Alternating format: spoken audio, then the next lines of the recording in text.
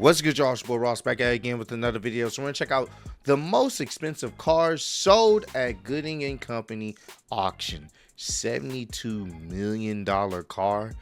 That's insanity. This video is here to show us how broke we truly really are and how people have money to blow. So I'm very interested to see how much these cars are going for at this particular auction. It seems like there's a lot of wealthy people that go there and purchase these collector items at this point. So we're gonna check this out. I'm really interested to see which car was worth $72 million.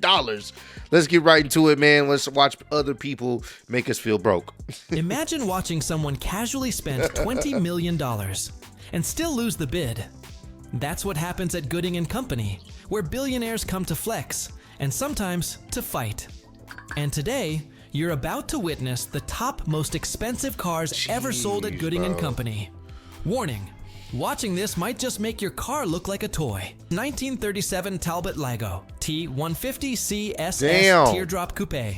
One car. $13 million. Bidder, and the crown for the most expensive French car ever sold at auction.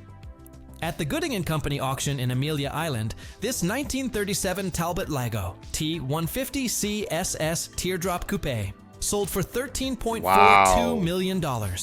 Only 10 of these teardrop coupes were ever built on the T150 CSS chassis. But this chassis number 90107 is even rarer.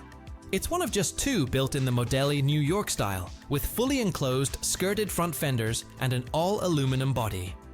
What's even better is that it is the one that survives with its original body intact. Wow. Back in 1938, won the Prix d'Excellence at Paris's elite Concours d'Elegance Féminin. Over the years, it passed through the hands of elite collectors before disappearing into a California garage for 40 years. Damn! But it came back. Restored and reborn, it took first in class at Pebble Beach in 2005 and best of show at Amelia Island in 2007. This masterpiece is 80 years old.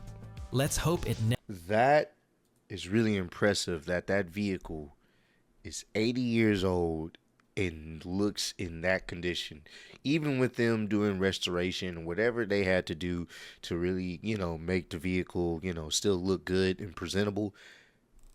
80 years old, that's crazy how good it looks, man. Kudos to everyone that was involved in making sure that vehicle stay pristine. never disappears again. 1938, Alfa Romeo 8C2900B Longo Spider. Famously stolen Alfa Romeo 8C2900B Spider featured at the auction, and you don't even want to know how much it fetched. It is one of only 5 genuine long chassis touring spiders ever made.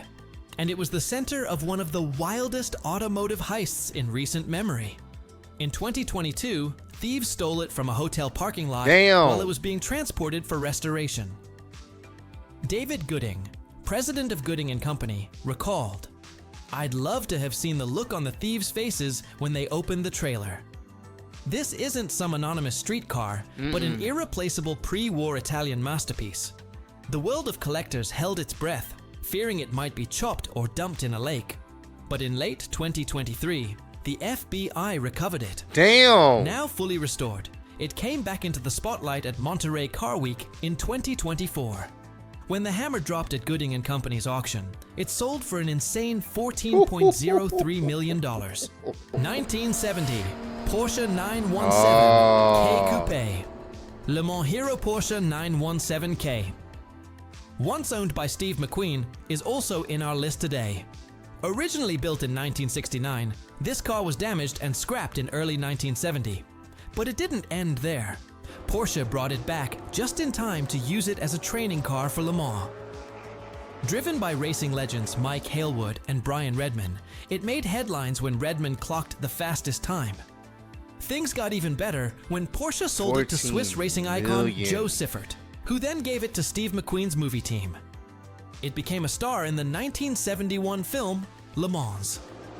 That same year, after Siffert's death, it disappeared, only to be found decades later in a dusty Paris warehouse, still in its famous blue and orange Gulf colors. That's crazy. You just have a iconic piece of car history just sitting somewhere in a warehouse somewhere getting dusty, and now it's being sold for over $14 million.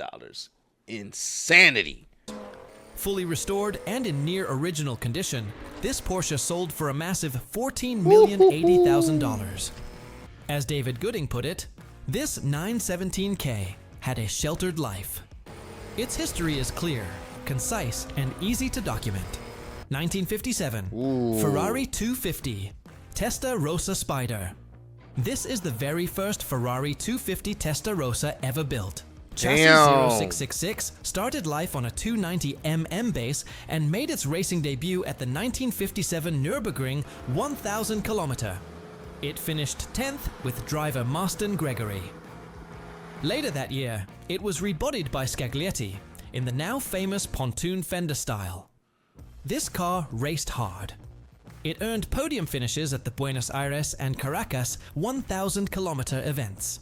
It also entered the Le Mans 24 Hours twice and ran the Sebring 12 Hours once. While it didn't finish in those 3 races, its sister cars went on to win Le Mans in 1958, 1960, and 1961. Any guesses how much this piece of Ferrari racing history got sold for? I'm going 20 mil.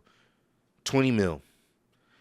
Ferrari, you know, just it being a classic Ferrari. Ferraris are kind of the most expensive cars out there, but being a classic Ferrari, 20 mil. High end, 25 million. Well, that's 16.39 million. Maybe. Oh, I was overshooting. I thought it was going to be like 20 mil. 1962, Ferrari 250 GT SWB Berlinetta Special. Another 16 noteworthy million. Ferrari, a 1962 Ferrari 250 GT SWB Berlinetta Special sold for an insane $16.5 million. Designed by the iconic Giorgetto Giugiaro when he was just 21, this beauty was inspired by Ferrari's famous shark nose race cars that ruled the tracks in the early 60s. Only one of its kind, this car was built on a 250 GT chassis, bought directly from Ferrari by Nuccio Bertone, the founder of Carrozzeria Bertone. Frustrated that Ferrari kept choosing his rival Pininfarina, Bertone built this masterpiece to show the world what his design house could do. And he didn't just design it, but owned one too. It's been featured at top auto shows like Geneva and Torino, had a cameo in the film Marlowe starring James Garner, and even belonged to top collector Lorenzo Zambrano. After being restored twice, it went on to win Best of Show at major events like the Louis Vuitton Concours. 1961, Okay. Ferrari 250 Getting more GT expensive, California 17 million. SWB Spider. This Ferrari was hidden from the public for decades, and when it finally appeared in 2016, it sold for $17.16 million. And that's one of the highest prices ever paid for a Ferrari with closed headlights. 17 What made it even million? more special was its originality. It had never been fully restored, and rather, just carefully maintained in working condition. Wait a minute. So this wasn't restored. They just kept it in fantastic condition. That's awesome. That's awesome. I give owners extra extra respect when they're able to keep a classic old school car from like the 50s or the 60s relatively looking pretty good or brand new. You know, they didn't have to really do too much restoration to the vehicle other than maybe keeping up with some of the mechanical parts. But outside of that, if they've been able to keep a car from the 50s and 60s relatively good and in driving condition, much respect. That shows that you cared about the vehicle as much as you possibly could and maintained it. That's very dope. I respect a lot of owners that's able to pull that off, man. That's truly not easy to do considering, where you stay at, the climate and everything involved in that. So this beauty had only 3 owners in Italy. wow. One of them was Gianfranco Frattini, a famous industrial designer from the 1960s. After him, the car went to Terzo Dalia, an Italian artisan who showed it off at events like Ferrari Days. The final owner held onto it from 1985 until 2016. Originally painted in Rosotina, The car even made a brief appearance in the 1963 Oscar-winning film Yesterday, Today, Tomorrow. 1962. Another Ferrari. 250 GT SWB California Spider. The 1962 Ferrari 250 GT SWB California Spider is the only one ever made in this striking Azzurro Metallizzato blue. And while many expected it to hit $20 million, it sold for $18,045,000 at Gooding & Company's 2023 Amelia Island auction. Even then, Insanity. It was a showstopper. This car alone made up nearly a quarter of the total 72.67 million sales at the event. Okay. So I was about to say, because I know at the beginning it said $72 million car. So this is just the total. Okay. Because if you're paying $72 million for a car, what type of car is that? But nevertheless, this is just people with a lot of money, man. A lot of money and a lot of money to blow, as you can tell.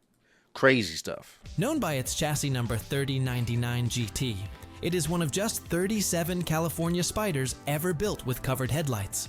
And it was originally created for the 1962 New York International Auto Show.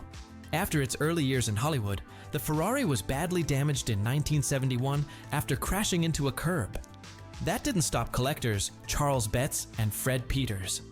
They bought the broken car in 1972 for just $2,400 and restored it completely by the early 2000s. By the time it went to auction, it had full Ferrari Classic certification and had won several top awards at concours events. 1959, Ferrari 2. Talk about an increase in profit. Bought it for 24 and it was messed up. Now it's selling for almost $20 million many years later. That's just wild. When you think 50 about it. GT California Another Ferrari. LWB Alloy Spider. This Ferrari made history at Monterey 2016 by selling for a jaw-dropping $18.15 million and is the most expensive LWB California Spider ever sold. What makes it so special? First, this is 42 of just 50 ever made. Damn. Secondly, it was originally purchased by George Reed through Shinetti Motors, who drove it hard by competing in elite races like the Sebring 12 Hours, Nassau Trophy, Grosvenor's Trophy, and Road America. At Sebring in 1960, it got third in class and fifth overall. In 1984, collector Brian Brunkhorst restored it in a stunning dark blue with tan leather, earning a first-in-class award at the Ferrari Club of America. Later, under Todd Morisi's ownership, it received Ferrari Classic certification and a finish in its iconic Sebring silver. Lightly restored again in 2010, it continued winning hearts and awards before reaching its final moment of glory at auction. 1995 McLaren F1. This 1995 McLaren F1, also known as Chassis 029, was part of a private Japanese collection. Rarely. Yes, I remember this car as a kid, bruh. I remember. I think I may have had a toy version of this car as a kid. Like this brings back memories, like early childhood memories for me, as being a fan of cars, because I used to have like remote control cars and toy cars, obviously Hot Wheels and stuff like that. But I do remember having this potentially in my collection at the time as a kid, bro. So this is bringing back some memories for me. Seen in public. And now, with just 241 miles on the clock, it made headlines by selling for $20,047,000 at Gooding & Company's 2021 Pebble Beach auction. Yes, over $20 million for what many consider the world's first true hypercar. Bidding began near $15 million, but the excitement skyrocketed. This sale not only set a record as the most expensive McLaren F1 ever sold, but also became the highest priced car at auction that year. One of only 64 road versions ever built, Chassis 029 is the only example finished in Creighton brown with a luxurious light tan and Brazilian brown leather interior. And let me tell you that it came with everything. Original toolkits, custom luggage, a Tag Heuer watch, and even the iconic Driving Ambition book. It's literally a true one-of-one masterpiece. 1935 Duesenberg model SSJ convertible. What? Duesenberg may be long gone, but it's not. Hold on. Did y'all see that price? Well, let me make myself disappear so y'all can see that price just again. $22 million. $22 million for this vehicle. If you ain't feeling broke yet, I don't know what else will make you feel that broke. Duesenberg may be long gone, but it's not been forgotten by enthusiasts. This gorgeous 1935 convertible is a big reason why. It was specifically built for one of the biggest stars of Hollywood's golden age, Gary Cooper, and paired a supercharged Model J engine with gorgeous coachwork by Legrande. Only 2 examples of the Roadster were ever built. The other went to Clark Gable, who, legend has it, would use it to race Cooper, which might explain why the car ended up more than doubling its pre-sale estimate when sold for $22 million at Pebble Beach in 2018. Which car blew your mind the most? Drop your favorite in the comments. And this was a very dope video. I'm going to go ahead and give this one a like. This is a Millionaire Garage, so it makes sense. I guess they check out these very rare and expensive vehicles. I'm gonna link down original video so that way you guys can go check out the channel if you want to check out some of their other videos related to millionaires in their very expensive cars. Man, this is just another testament to put out there that, hey, you never know how much your car can end up being worth, you know, especially if you take care of it and and do the proper maintenance and stuff like that. Granted, it may not be worth millions, but you never know what you can end up finding out there in a junkyard somewhere or some random barnyard, and it may end up being worth millions and millions of dollars. You feel me? So it's crazy how much these cars over the time, their value tend to rise depending on what type of brand it is, how rare it is, the upkeep of the vehicle and stuff like that. So comment down below, let me know what's the most expensive vehicle you've ever seen in real life, or you've heard about, seen in a video. Let me know what's the most expensive vehicle you've ever seen, and let me know if it was in real life or in a particular YouTube video. Maybe I'll check it out if you guys want me to. But I appreciate all love, support. Road to 20K, and I'll see you on the next one. Peace.